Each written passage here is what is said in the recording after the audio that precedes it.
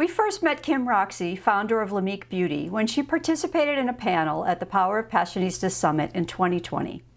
We were instantly drawn to her company's mission to create a clean cosmetics line for women of color, women who historically have been marketed more toxic makeup options than their counterparts.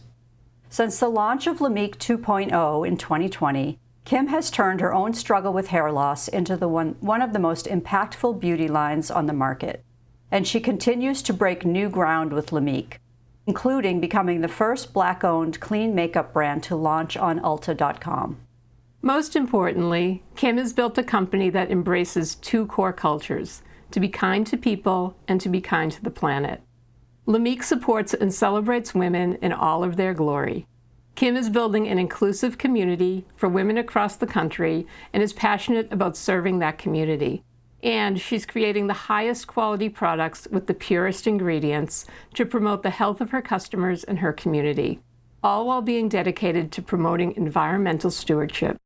Kim has been named one of the Houston Business Journal's 40 Under 40, one of the American Business Journal's most influential young executives, and one of the 30 Black Stars by Face to Face Africa. The city of Houston formally named June 23rd as Kim Roxie Day in her honor. And she received the Barack Obama Lifetime Achievement Award for community service.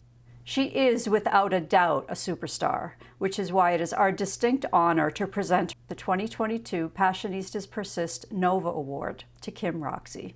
Wow, am I floored right now? Am I grateful?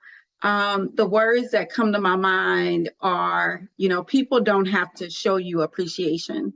They can go along like it never happened. And, I appreciate the Passionistas because they have put their passion into action.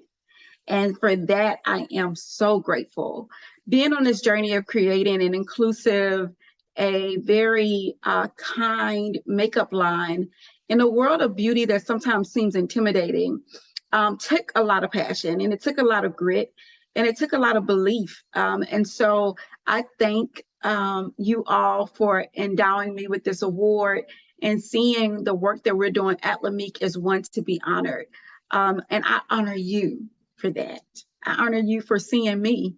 I honor you for seeing LAMIK and what we're doing. So we're going to continue to make makeup that is speaking to all skin tones, that's showing up for all skin tones.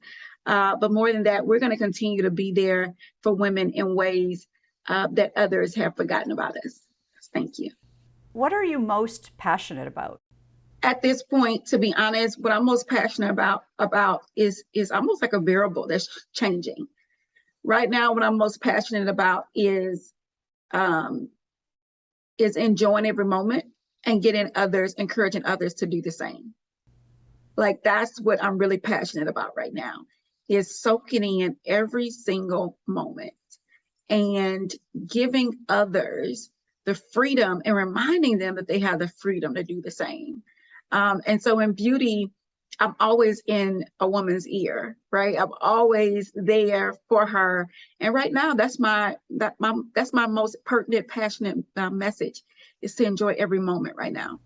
What inspired you to create LAMIK Beauty? I have the inspiration from my mother, who believed in me when I was 21, who helped me financially, put her $500 to help me open up my own makeup shop when I was graduating from college. But she later developed metastatic breast cancer and passed away the year before my daughter was born. And now my daughter is named in honor of my mother, Loretta. But I have the passion of my mother inside of me. That's part of my inspiration. She wore makeup every single day, and she trusted that the makeup she was using was okay. But come to find out, as we did our research, it wasn't. And so I have that inside of me that's inspired me to create this line. And then I also have the desire for all women to see themselves in beauty. And so I remember going to the makeup counter when I was in high school, senior, and for prom, and getting my makeup done and looking like a ghost when I left, because my face was so ashy and so gray and so like a cast on my face. And I was thinking to myself, this doesn't make me feel beautiful. This doesn't make me feel good. And thinking we need makeup that makes people feel good. All skin tones needs to be accepted and appreciated. And so those are the things, right? And when I created my first product for LAMIK, it was inspired by my personal diagnosis with alopecia, a form of alopecia that I have that causes hair loss. And my first product was inspired by that, our Revelation Brow Duo, to fill in my own eyebrows so they could frame my face, because 75% of the framing of your face comes from your brows. Why was it important to you to build not just a company, but a community of women? Because I wanted, women to realize how powerful we are together. So there's this staggering statistics that talk about, and that I know, that 0.006% of Black women raise venture capital, 2% of women raise venture capital. But with crowdfunding, for instance, women actually do better with the raising funds in a crowdfunding atmosphere. And what does crowdfunding take? Crowdfunding takes in community. So I remember going to ifundwomen.com to set up a rewards-based crowdfunding campaign. And I was able to raise the money that I needed to launch my website, do all the stuff I needed to do to get ready to launch. And all of that happened because other women read our story, believed in our mission, and said, hey, I'm gonna put $25 behind it, $50, $100, $250. And that's how we were able to raise the money to launch LAMIK. So I think that, for me, community is everything, because we get to show each other what we can do when we come together, when we band together. And everybody's input and contribution can add up to mean a lot. And now our community shows up for us in so many different ways. For us to be on Ulta.com, that was because our community showed up and voted for us to win a pitch competition. And that's how we got on Ulta.com. It wasn't because I knew the buyers or anything like that. All of this work is from the ground up. This is like, I'm just like anybody else who's watching. Like people watching are probably more important than me. Like, I am not a celebrity. I am not anybody important. I'm just a regular old girl from Houston that, gets to travel a lot of different places so I can expose myself to different things.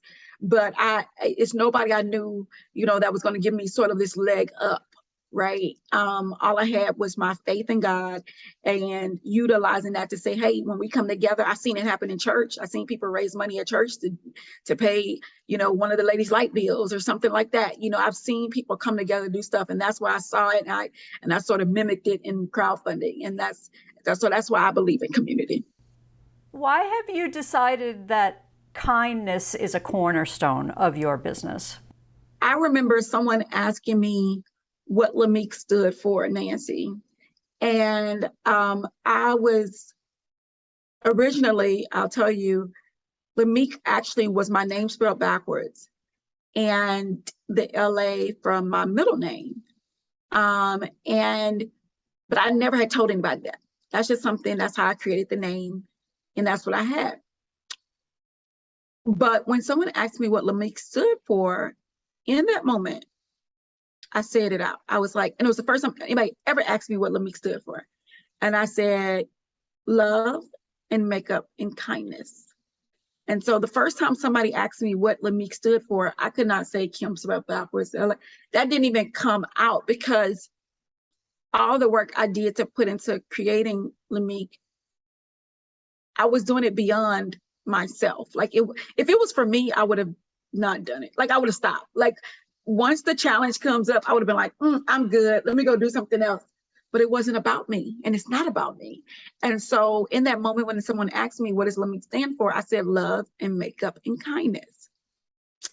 And I said, love and kindness is your true makeup, because beauty is revealed and not applied. I think that for me growing up, makeup and all of that was associated with people. You had all these different stereotypes and connotations towards makeup. And I didn't identify with some of those. I didn't feel like I was just this pretty girl wearing makeup. Then I didn't feel like, I didn't feel like, oh, I want to just cover up and I want to put on makeup. I didn't feel like I was fitting in these boxes that people had put. And I was like, my love and my kindness, the way I am, the love I have for life and for people and for myself and for others, and the kindness that I show, that's what makes you beautiful. That makes you walk away from a person and says, man, that's a beautiful person, right? After you talk to a person or after a person does a kind act, you're like, that is a beautiful person, right? And so I think that the beauty that is revealed is the beauty that's lasting. Tell us about a time that you have persisted in your life and how you got through that. I had my makeup shop that I ran from 2004 to 2018. And closing that makeup shop in 2018 for me was almost like how people feel when they like leave their corporate job. Because I was so used to opening up that store every day, working inside of that store, having my staff there, like we're so used to that life that when I closed it, and I initiated the close because I had this vision of building a makeup line for 2020. And when I closed it, I was like, okay, excited. I got this vision. I'm going to revamp. I'm going to, really concentrate on the products. I'm going to launch LAMIK, the product line, all of I had this like vision. But about I joined an accelerator the month after I closed my store, April of 2018 in Austin, Texas, Div Inc.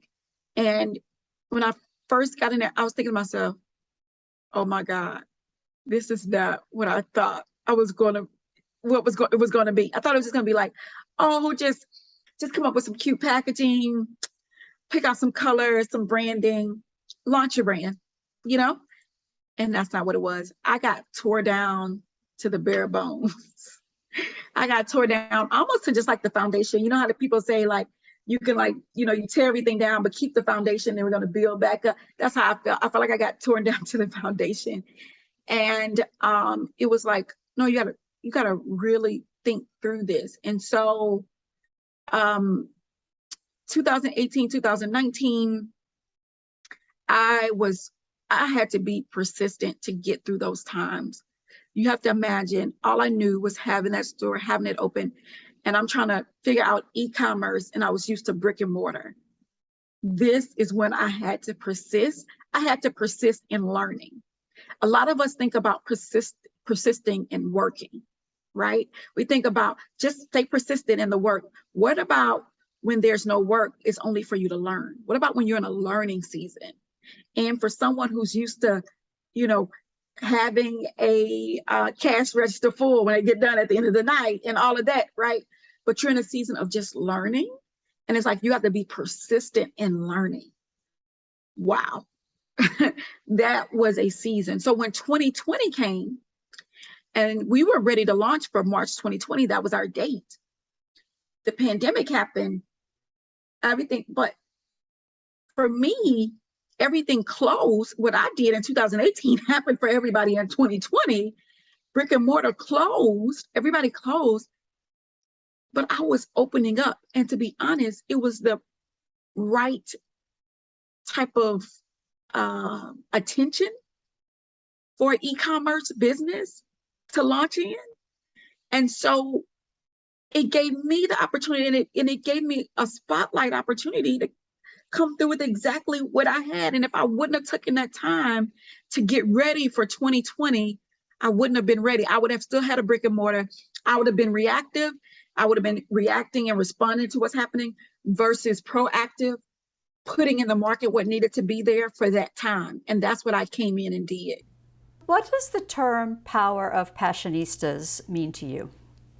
When you think of passion, you think of being relentless. You think of being unwavering.